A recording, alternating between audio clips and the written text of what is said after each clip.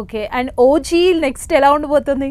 ఇది OG OG next ఎలా ఉండబోతుంది అంటే ఓజీకి సంబంధించి అంటే సీక్వెల్ అంటే ప్రీక్వెల్ అంటే టైం ఉందండి. సుజిత్ గారు చెప్పాలి, ప్రొడ్యూసర్స్ చెప్పాలి, పవన్ కళ్యాణ్ గారు చెప్పాలి, నేను చెప్తే బాగోద్దు. బట్ అంటే మీ అందరి ముందే ఐ థింక్ మీడియాలోనో ఏదో ఒక ఇంటర్వ్యూలోనో కళ్యాణ్ గారే చెప్పినట్టున్నారు ఇలా ఓజీ సీక్వెల్ అయితే ఉంటుంది అని. ఇఫ్ ఐఎమ్ రైట్ ప్రీక్వెల్ అనుకుంటున్నాను నేను. అదే కదా చెప్పారు ఆయన చెప్పింది ప్రీక్వెల్ నాట్ సీక్వెల్, ప్రీక్వెల్ చెప్పారు. సుజిత్ కూడా ఏదో ఇంటర్వ్యూలో చెప్పినట్టు, అంతకుమించి నాకు కూడా తెలియదు కానీ ఖచ్చితంగా ఉంటుందని తెలుసు. సో ఐఎమ్ మీలాగా సినిమా నేను చూసి థియేటర్ లో బాగా ఎంజాయ్ చేశా. సో మీలాగా నేను కూడా చాలా ఈగర్లీ వెయిటింగ్ ఆ సినిమా కోసం. ఎలా ఓజీ టైంలో ఎలా ఉండేది పవన్ కళ్యాణ్ గారితో కోఆర్డినేషన్? అంటే like actually I shot only one day with him అండి. Only one day? Yeah I shot only one day with him. నేను షూట్ చేసిన సీన్ లేదు యాక్చువల్లీ సినిమాలో.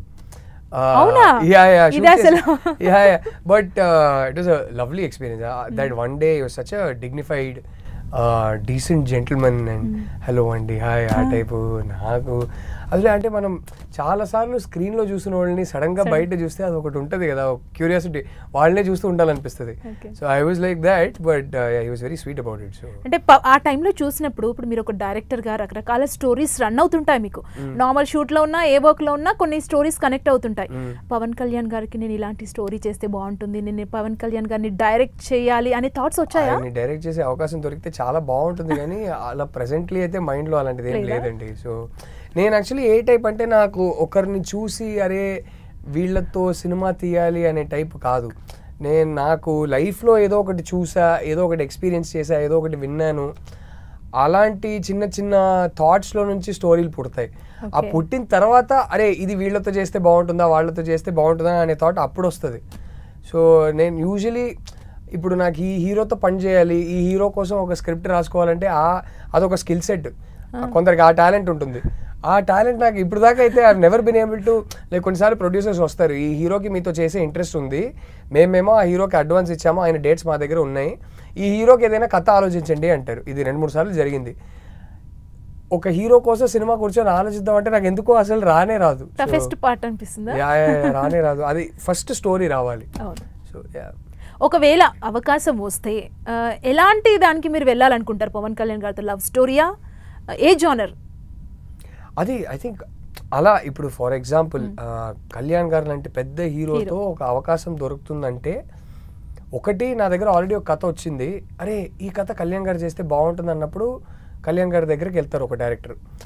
లేదా ఇప్పుడు కళ్యాణ్ గారు లాంటి స్థాయిలో ఉన్నప్పుడు వాళ్ళు అరే నాకు ఈ డైరెక్టర్తో పనిచేయాలని అనిపిస్తే అప్పుడు ఆ డైరెక్టర్ని పిలిపించుకొని నా కోసం ఏమైనా కథ ఉందని అడుగుతారు.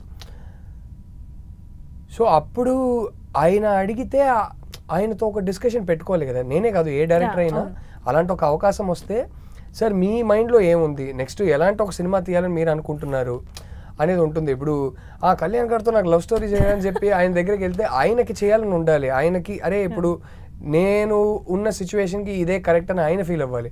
సో అవి యూజువలీ ప్రొడ్యూసర్, హీరో, డైరెక్టర్ ముగ్గురు కలిసి అవి డిస్కషన్స్లో నుంచి వస్తాయి. బట్ నాకు మీ విష్ ఏంటి అంటే I think I'd like to Kalyan గారు బిగ్గెస్ట్ స్ట్రెంగ్త్ ఏంటంటే చాలామంది ఆయన యాటిట్యూడ్, ఆయన ఆ ఈజ్ అంటారు, డౌటే లేదు. I think he has very powerful ice.